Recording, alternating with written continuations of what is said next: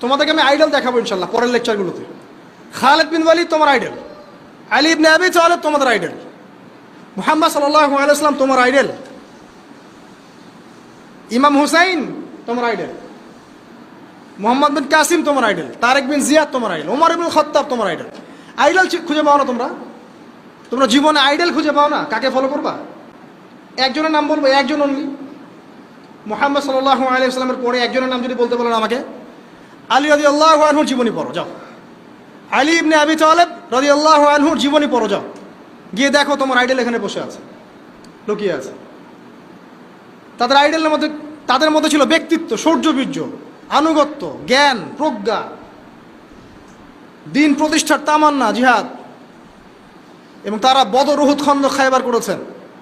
শেষ পর্যায়ে যখন তাদেরকে মৃত্যুবরণ করতে হয়েছে তখনও তাদেরকে সামন থেকে কেউ